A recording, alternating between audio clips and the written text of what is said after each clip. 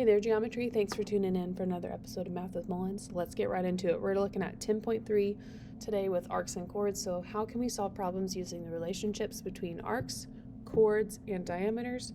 We have a few theorems to start off with. No proofs, so keep that in mind. That's a win. Two minor arcs are congruent if and only if their corresponding chords are also congruent. So, in this case, if we're looking at this picture, arc AB can be congruent to arc DC if and only if the chord AB is congruent to chord DC. And if you're not sure what a chord is just a segment that goes through a circle from one end to the next. A diameter is still technically a chord. How I think about chords is I think about a guitar. And you think about when you play a guitar chord wherever that opening is for the sound to come out of the guitar, it's looking like a string is going across that opening. I forget what the technical musical term it is. If you know what it is, you can drop in the comments below. But that's essentially how I'm thinking about chords here. The next theorem we're going to talk about. Chords are congruent if and only if they are equidistant from the center. So two minor arcs can be congruent if the chords are congruent, and we know chords are congruent because they're equidistant from the center. So EAB can be congruent to DC if and only if EF, see that segment here, is congruent to EG. EF and EG are telling me those are going to be the same distance from the center. And then the last theorem we're going to use today. If a diameter or radius of a circle is perpendicular to a chord, then it bisects the chord and its arc. So, since EH is perpendicular to AB, so right here, EH is perpendicular to AB, then we can say AF, so that arc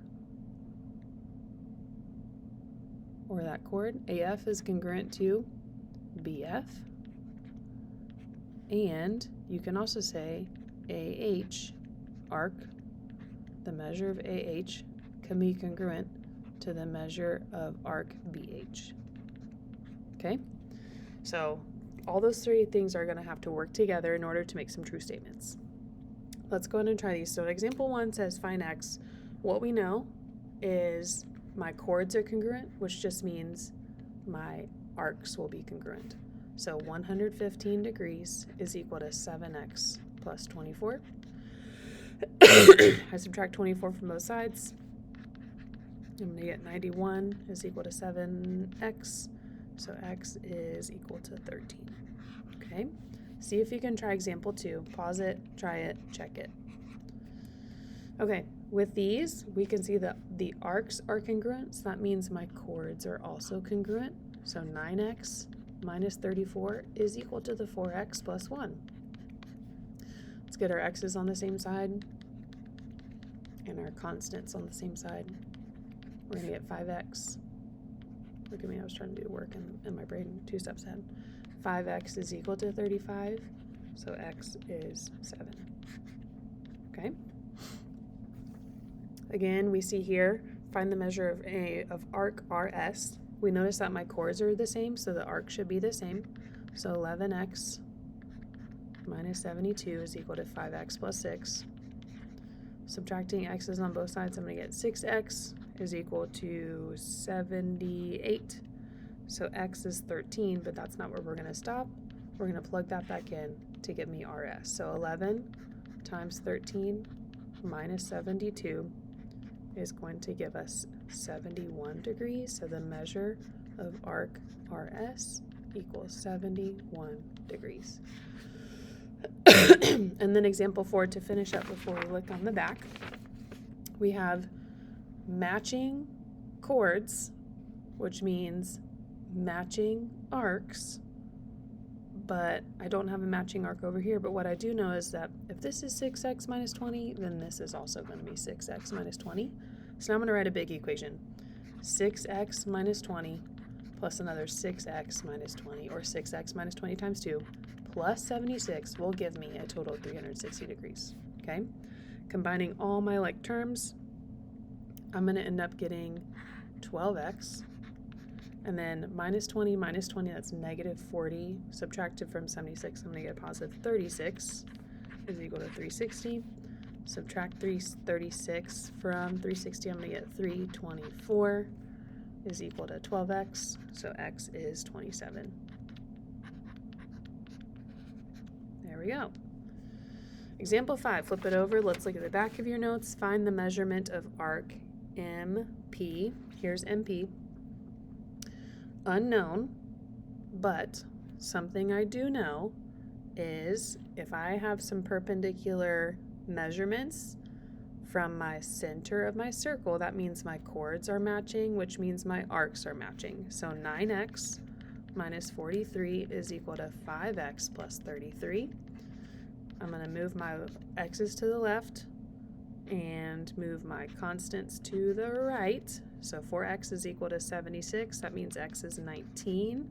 So to find MP, I'm going to plug in 19 for here. So 5 times 19 plus 33 gives me 128, which means this guy should also be 128. 9 times 19 minus 43, 128. So I'm just going to take 360, where x plus 128 times 2 is equal to 360 degrees, or x plus 256 equals 360. Getting sloppy with handwriting. X is equal to 104. So the measure of arc MP is 104 degrees. Okay? I would like for you to try the next one on your own. So if you can, pause the video here, try these on your own, tell me what you think, and then play the video to check it out.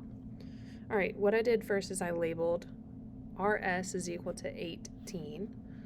So half of those things from R to S is 18. I want to know what TY is, or TY is 42 degrees. So let's see what we can get. If TY is 40 degrees, or 42 degrees, then that means from T to U is being separated similarly. So that's 42 degrees as well. Now, it doesn't say the length of it yet, but what I do know is that from R to S is 18, so TU must also be 18, because I have my perpendicular relationship between a chord and the diameter or the radius going through. So that means this is 9, this is 9, so that means over here this is 9 and this is 9. So TV is 9. And then WS is also going to be 9. Now the measurement of arc YU is going to be 42 degrees, because TY is 42 degrees. And then the measurement of RS from one end to the next is just going to match these two over here. 42 and 42 makes 84 degrees. Okay, so this is where all three of those theorems are working together. Two minor arcs are congruent if their corresponding chords are congruent. So RS chord represents the arc RS, same with TU chord, arc TU. And then chords are congruent if they're equidistant from the center. We see that marked here with ZW and ZV. And then the diameter or the radius is perpendicular to that chord, so it's bisecting those chords perfectly. Last one, example 7, find VW and find the arc measure of VW. This one was tricky because you had to pull in something from chapter 9 using sine, cosine, or tangent. First off, I want you to notice this is a right triangle, and the triple I'm using is a 5, 12, 13 right triangle, or Pythagorean theorem, a squared plus b squared equals c squared, so z to w is 12, which means if I'm showing perpendicular here, that means my chord is bisecting, so vz is 12, so is zw, so vw is 24.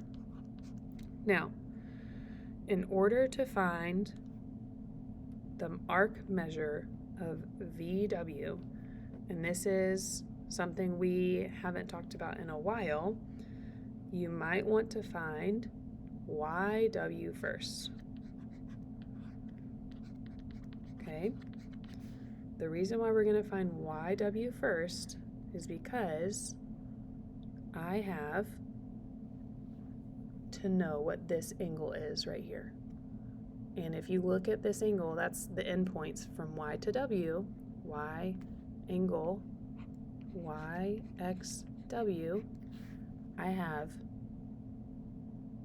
adjacent to hypotenuse from that angle given to me, which means I can do the inverse cosine of adjacent 5, hypotenuse 13. If I find that, I'm going to get about 67 degrees. So YW is 67 degrees. So because this is showing a perpendicular option, my chord is being bisected, so will the measurement of my degrees, which means VY is also 67 degrees. So the entire thing for VW is 134 degrees. Magic, I know. That'll conclude our lesson for today. So hopefully that also gives you kind of an idea of like, oh, how could I find a missing angle measure if I don't have everything? Keep in mind we can still use our trigonometry learned from our previous chapter in Unit 9. Thanks so much for tuning in. Hopefully this gives you some help getting through those chords and arcs. Have a great day and meet us back here tomorrow when we talk about inscribed angles. Toodaloo!